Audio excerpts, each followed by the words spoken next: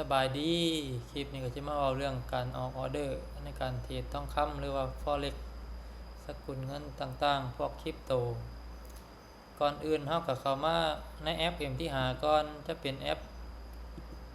ตัวนี้ที่ว่าโหลดมาใน Play Store หรือ App Store นะหลังจากโหลดมาแล้วให้เข้ามาเบิ่งบนราคานี้มันจะมีราคามีกราฟมีการซื้อขายตัวนี้สำหรับใครที่ว่าล็อกอินเข้ามาแล้วเด้อ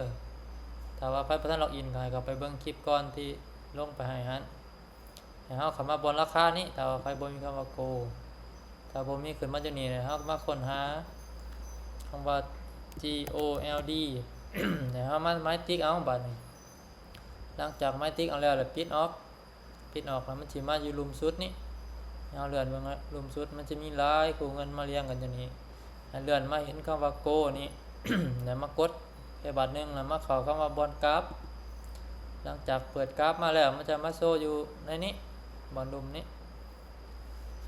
บัดนี้สำหรับวิธีการเทรดสมมติว่าเฮาเข้ามากราฟแล้วเฮาก็ต้องวิเคราะห์ก่อนวิเคราะห์ก็ตามเทคนิคที่เฮาลงไปให้ให้ไปเบิ่งคืนเอาเด้อแล้วก่อนอื่นให้เฮาเบิ่งบอนนี้คำว่า M1 นี้ในแจเทิงนี้คำว่า M1 นี่มันจะเป็นแท่งละ1นาทีแท่งเขียวแท่งแดงนี่เวลามันเปลี่ยนเป็นนาทีใหม่แล้วมันสิเปลี่ยนไปแท่ง1ต่อ1นาทีแต่ละแท่งนั้นถ้าเราเลือกเป็น M1 ถ้าเราเลือกเป็น M5 ก็คือแท่งละ5นาทีเวลามันเปลี่ยนแท่งมันก็ต้องไปตามนาทีตัวนี้คือตัวอย่าง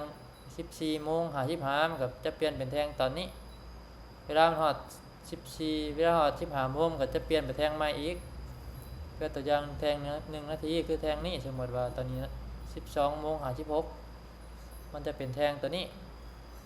เวลามันเปลี่ยนแท่งไป14:57เห็นบ่มันจะเปลี่ยนไปแท่งใหม่แบบนี้ก็คือแท่งละ1นาทีแล้วมันคือในนี้มันสิมี1นาที5นาทีแล้วก็ M15 นี้15นาที30นาที H1 H4 H1 ก็คือ1ชั่วโมง H4 ก็คือ4ชั่วโมงตามนี้แล้วก็สิมี Day นี่คือมื้อแล้วก็มี Week มี M Week ก็อาทิตย์นึงต่อแท่งนึง M ก็แท่งละ1เดือนประมาณนี้แต่สมมุติเฮาตอนนี้เฮาอยู่แท่ง M1 เวลาสิเทรดเลยเฮาเข้ามาบอนนี้หลังจากเฮาเบิ่งตามนี้แล้วเฮาวิเคราะห์แล้วว่าจุดนี้มันจะขึ้นสมมุติเฮาสิบายหรือเฮาสิเซลล์เฮาวิเคราะห์แล้วสมมุติว่าให้เฮาเข้ามาขวามือนี้จะเป็นบอนนี้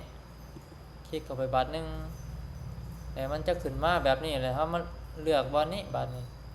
คือตัวอย่างเฮาเทรดใหม่เฮาก็เลือกเป็น 0.01 ตัวนี้จะเอิ้นว่าเป็นล็อต 0.01 ล็อตหรือว่าจำนวนล็อตถ้าว่าไผเงินหลายแน่หรือว่าอยากเพิ่มเทรดเฮาก็มาเพิ่มอยู่วันนี้จะมีบวกขึ้นจำนวนล็อตตามนี้ 0.1 หรือว่า 0.5 ก็ประมาณนี้คือตัวอย่างเฮาสิเทรดคือตัวอย่างสมมุติตอนนี้เฮาวิเคราะห์มันสิขึ้นหลังจากเฮาวิเคราะห์ให้ทำเพียมใหญ่มาแล้วตามคลิปที่เฮาส่งไปก่อนหรือว่าใน YouTube นั้นหลังจากเฮาวิเคราะห์แล้วว่ามันสิขึ้นเฮาก็ให้มากดคำว่า buy นี้ก็จะมีไม้ขึ้นมาอยู่บนนี้บนราคาที่ว่ามันแลนอยู่นี้อันนี้มันเป็นไม้ที่เฮาบายแต่ก่อนนะถ้าว่าจะเซลล์ก็จะอยู่ข้างซ้ายนี้เวลาเฮาบายแล้วแหละเฮาเบิ่งบอนซื้อขายนี่บัดนี้มันจะมีไม้ทั้งเบิดที่เฮาออกหลายๆไม้คือตัวอย่างมี4ไม้มันก็ขึ้นว่า4ไม้อยู่นี้แต่มันสิมีคำว่าขาดทุนรวมอยู่นี้ถ้าว่ามันบวกมันก็สิขึ้นอยู่นี้บัดนี้เวลาปิดไม้สมมุติว่าเฮาอยากปิดไม้ว่าไม้นี้เฮาอยากปิดคือไม้ลุมสุดนี้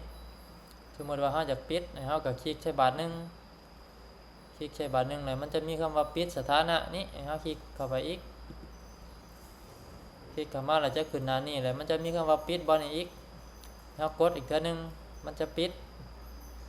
แต่ตัวนี้จะเป็นจำนวนที่ว่าขาดทุนหรือกำไรเฮามันจะบอกตัวนี้ต่อไม้นึงต่อไม้ที่เฮาสิปิดนั้น